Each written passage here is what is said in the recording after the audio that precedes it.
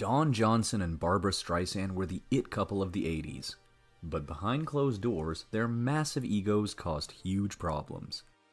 Despite their problems, Streisand was determined to make it work, until a single phone call destroyed them forever.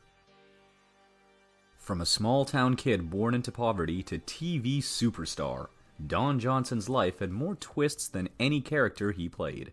He sought happiness in many places, to no avail. Would he eventually find peace? Well, let's find out. Born on December 15, 1949 in Flat Creek, Missouri, Johnson moved to Wichita, Kansas at age 6. He wasn't born into wealth. His dad was a farmer and his mom a beautician. After finishing high school in 1967, Johnson enrolled in the theater program at the University of Kansas. He dropped out after a year but wasn't done with acting. He moved to San Francisco and joined the American Conservatory Theater, and it paid off. Getting closer to LA, Johnson landed his first film role in 1970's The Magic Garden of Stanley Sweetheart. He felt pretty good about working with Academy Award-nominated producer Martin Paul. He thought he'd made it, but reality hit hard. Though he got his foot in the Hollywood door in 1970, Johnson struggled to make strides. He appeared in Zachariah, The Herod Experiment, and returned to Macon County, but none brought him fame. However, one of those films would impact him in a very different way. On the set of The Herod Experiment, Johnson met Melanie Griffith, daughter of his co-star Tippi Hedren. Johnson was 22, but Griffith was just 14. Despite the eyebrow-raising age gap, Tippi made no protest, and nothing could keep Johnson from Griffith. They met in 1972, and there was no shortage of love. Johnson, though initially skeptical, described Griffith as incredibly precocious and more mature than other women he'd met. He decided to pursue her, and got more than he bargained for. It's not exactly normal to pick your girlfriend up from high school after you've long since graduated, but Johnson did. He admitted it felt a little strange. Soon, he didn't have to. Griffith got expelled from Catholic school at 15 for questioning the religion and moved into a rental home in Hollywood with Johnson. Though they seemed settled, more drama loomed. They lived together until splitting in 1975. A year later, while Johnson was meeting former Miss World Marjorie Wallace, Griffith called him at 4 or 5 in the morning. Johnson said they professed undying love and flew to Las Vegas to get married in 1976. It was dramatic, but the renewed spark quickly faded. Their marriage wasn't a happy ending.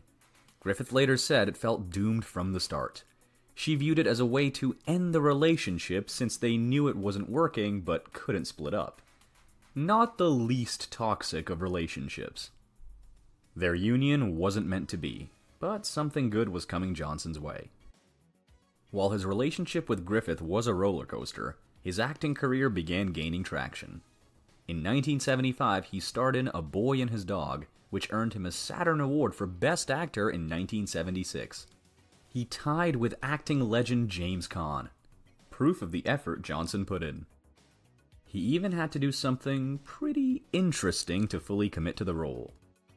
Don's acting in A Boy and His Dog involved a lot of improvising and imagination. The role required him to act as if he could understand a telepathic dog. His biggest struggle, according to Johnson, was making it believable. The credit he got for this role was well-deserved, but it wouldn't be entirely helpful for him. Johnson claimed the sudden popularity from A Boy and His Dog unnerved him. He wasn't ready for the spotlight, and it sent him down a dark path. He began relying on booze and drugs to cope. By the late 70s, he was deeply addicted to various narcotics. Eventually, he felt trapped in that lifestyle, but that wasn't his only trap.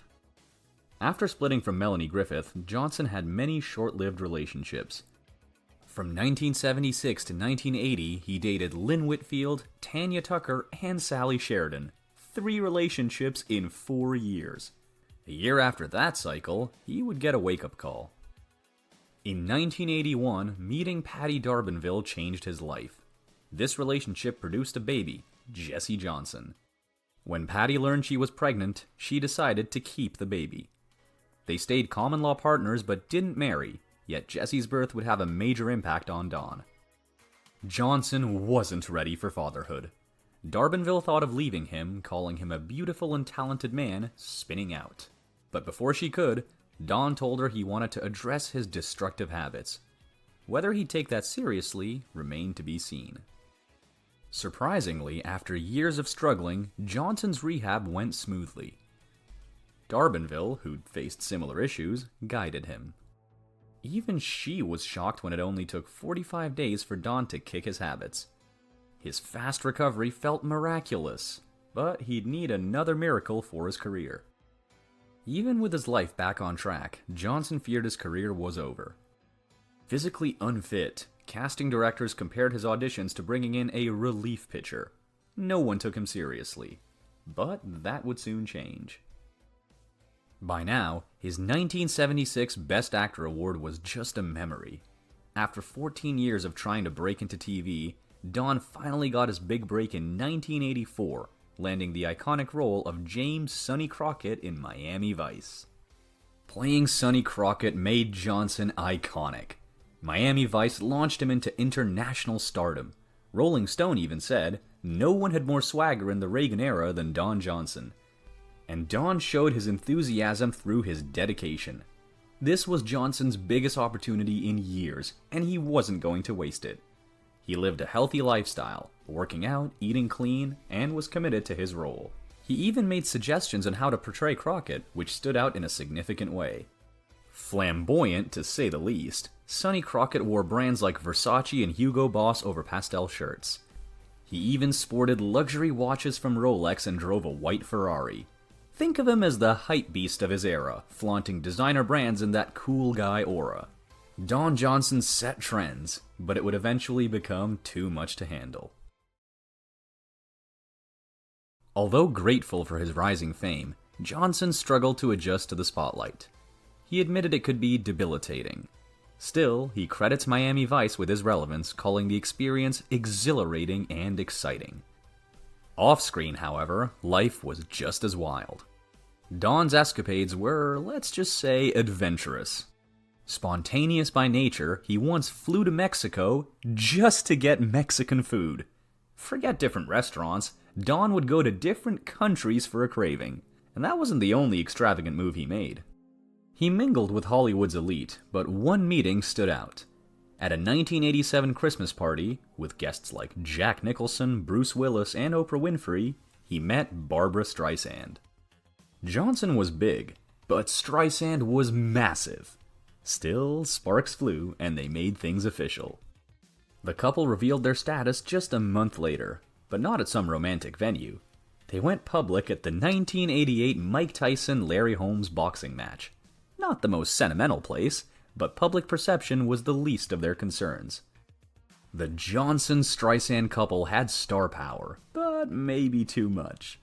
As People magazine put it, they had two of the biggest egos this side of Frank Sinatra. A force, yes, but perhaps one that imploded. It didn't shock many when it ended. Compatibility aside, Johnson had met his match. Streisand wasn't one to back down, often clashing with Johnson's very stubborn personality. She was even described as hard as her well-tended nails. You think they could make it work? Some felt Streisand was too sincere for Johnson.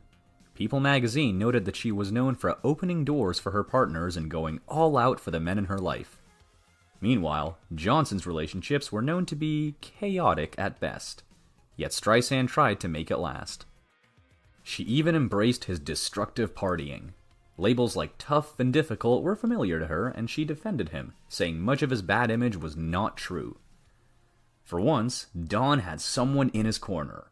But an old flame would soon complicate things. For reasons unknown, Johnson couldn't let go of his past with Melanie Griffith, even while dating Barbra Streisand.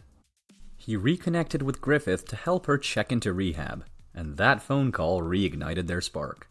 Johnson was about to betray Streisand. Soon after, he and Griffith rekindled their relationship. His time with Streisand ended in under a year. Still, he spoke highly of her, calling her fascinating and thanking her for opening his eyes to a lot of things. But fate had other plans. By early 1989, Dawn and Melanie were back together for their third try and second marriage. This time, they had a child, none other than Dakota Johnson. Yes, that Dakota Johnson, who would later achieve fame from 50 Shades of Grey. Her birth was a major milestone, but not the only one that year. The idea that all good things must come to an end is something Don realized when he knew there was nowhere he could further push the character of Sonny Crockett. Therefore, he decided to call it quits in 1989. He even stated that he was starting to get fatigue from playing this role continuously. However, even though Johnson's time on Miami Vice concluded, Sonny would continue to be part of Don's life. Separating the actor from the role wasn't so easy for Don Johnson and Sonny Crockett. Though, in truth, Don took it a step above Sonny in reality. He spent a lot of his time investing in boats, cars, and other luxury items. Speaking of larger than life, how about purchasing a private jet and an entire ranch to top that off? Well, Don Johnson did all of that. It looked like a life of glitz and glam, but, as always, there was more than met the eye. It seemed that with the recent birth of his daughter, plus his fame and success, Don Johnson would be someone on top of the world. Not so.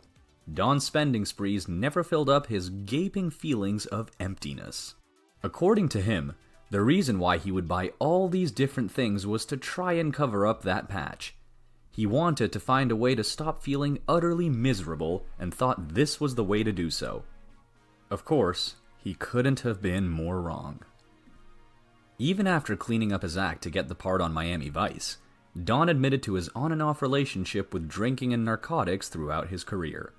His continuous struggles were intensely unhappy times, and he even wondered how long he could keep living the way he was. Yet, while Johnson was in a tussle with his demons, he never lost his composure when it came to work. Amid dealing with his personal vices, Don always exemplified professionalism. On the set of Harley Davidson and the Marlboro Man, Johnson had to wait up on no-show Mickey Rourke for a makeup and hair test. Rather than give in to anger, Don reportedly sorted things out with Rourke and they ended up having a fun relationship. But speaking of fun relationships on set, never mix business with family. Ever hear that quote before?